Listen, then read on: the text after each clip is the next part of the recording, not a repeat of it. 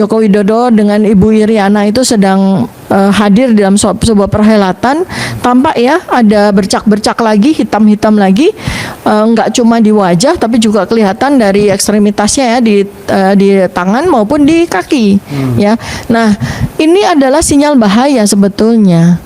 Sinyal bahaya artinya stresornya Pak Jokowi ini meningkat luar biasa ya. Kenapa? Karena dia sekarang ini harus menghadapinya sendirian. Ketika tentara-tentaranya sudah tidak efektif lagi. Itu ya dari sisi tinjauan neuroscience behavior. Dia tidak bisa lagi mengkonsolidasikan antara kecerdasan dengan emosi dia. Sehingga dia tampak sekali terpukul, kemudian dia melakukan hal-hal ya yang tidak terukur lagi. Karena fungsi konsolidasi kecerdasan dengan sistem emosinya itu sudah tidak terkonsolidasi dengan baik. Jadi kita lihat hari-hari ini dia akan kesana kemari, dia akan ini. Nanti ujung-ujungnya yang saya prediksi dia akan berlindung di balik kesehatannya. Yang sangat memukul dia, pertahanan yang sebetulnya dia pakai ya, itu adalah anaknya sendiri gitu loh. Anaknya sendiri, Gibran ini kan menjadi pertahanan buat dia. Ketika dia memaksakan Gibran itu menjadi wapres, dia berpikir bahwa at least 5 tahun dia aman. Dengan kekuasaan yang dimiliki oleh Gibran sebagai wapres, dengan kroni-kroni yang masih ada di dalam kabinetnya Presiden Prabowo, dengan uang yang kabarnya dia miliki ribuan triliun, itulah barier yang diharapkan akan membuat dia aman. Terus terang aja betapa jahatnya loh Joko Widodo ini terhadap anaknya sendiri. Karena dia menggunakan anaknya ini sebagai tameng dia. Dia menjadi finalis OCCRP itu. Yang ini kan belum dikuak. Ya, teman-teman juga lagi berusaha untuk mengumpulkan data-data tentang korupsi-korupsi yang dilakukan selama 10 tahun. Ya, ini semakin membuat dia stres. Ini uppercut yang luar biasa. Apa yang saya mau sampaikan kepada Pak Joko Widodo, sudahlah Pak, bertobatlah, mengakulah, ya, dan biarkan semua itu berjalan secara natural.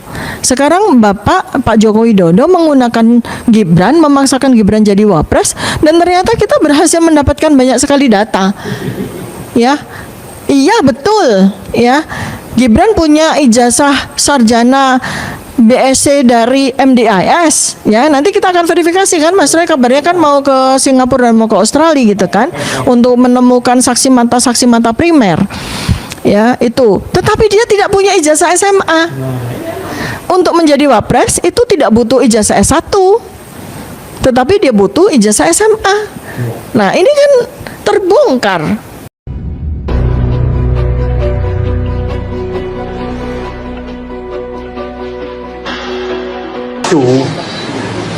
Menurut saya ada 5 kebohongan yang mau disembunyikan oleh mereka, bukan hanya Jokowi. 1, kebohongan identitas diri Jokowi sendiri itu yang dia paling takutkan terbuka. Identitas diri kan kita tahu ceritanya sebenarnya. Dan kalau ini terbuka, maka kita tahu siapa yang membentuk Joko Widodo sebenarnya. Saya pikir publik udah paham. Yang kedua adalah kepalsuan dan kebikin kepalsuan putranya yang menjadi wakil presiden. Itu juga kalau ini terbuka, ini akan terbuka siapa dia sebenarnya, dan kepalsuan terhadap dinasti ini akan terbuka semua. Ya. Yang kedua, ketiga adalah kepalsuan pemilu yang sudah dilakukan oleh dia, itu juga akan terbuka. Kebohongan itu akan terbuka. Yang keempat adalah kebohongan korupsi yang ribuan triliun, itu akan terbuka. Ribuan triliun korupsi yang terjadi selama rezim Joko Widodo. Yang inilah kebohongan tukang-tukang survei yang sekarang jadi komisaris BUMN di mana-mana. Jadi kita akan membongkar 5 kebohongan. Jadi jangan heran bahwa musuh kita banyak sekali, karena banyak sekali yang terancam. 5 kebohongan tadi saya ulangi: kebohongan identitas pribadi Joko Widodo, kebohongan terhadap putranya yang jadi wakil presiden, kebohongan pelaksanaan pemilu selama ini, kebohongan korupsi ribuan triliun, dan kebohongan survei-survei yang dilakukan selama ini. Ini 5 kebohongan. Nah, yang akan ditutupi sebenarnya. Jadi memang musuh kita sangat-sangat berat, karena penikmat kebohongan ini itu mulai dari istana sampai kelurah. Lurah. Itu ya semua.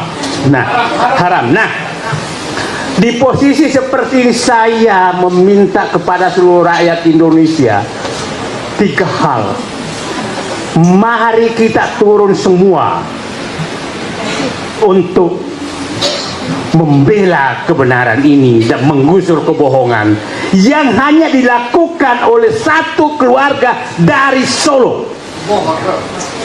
Masa kita kalah? Itu komandannya.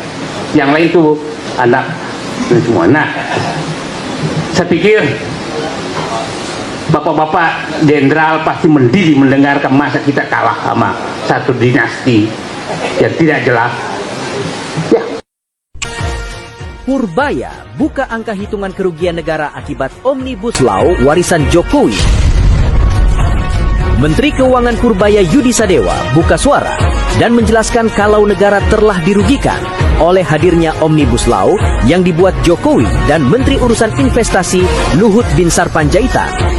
Purbaya mengatakan, dari satu jenis komoditas saja, yaitu batu bara, negara dirugikan 25 triliun rupiah setiap tahun. Alasannya karena negara harus menanggung beban restitusi. Sementara pihak perusahaan yang melakukan ekspor, yang mengkreditkan PPN, melakukan restitusi dan meminta kelebihan bayar pajak dari pemerintah. Perusahaan batubara yang mendapat keuntungan hingga 500 triliun rupiah dari skema Omnibus Law tersebut adalah PT Toba Bara Sejahtera, kepunyaan Luhut Binsar Panjaitan dan Jokowi. Purbaya berharap Jokowi dapat menjelaskan alasan pembuatan skema batubara dalam Omnibus Law, karena Jokowi secara langsung sudah merugikan negara. Selain itu, dampak Omnibus Law adalah perusahaan asing dibolehkan membawa tenaga kerja dari negara asalnya, serta outsourcing seumur hidup. Inilah yang menyebabkan jumlah pengangguran melonjak selama pemerintahan Jokowi.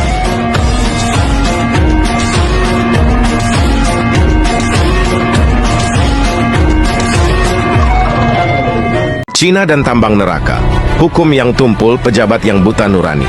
Di balik gegap gempita investasi asing, ada wajah gelap yang jarang disorot.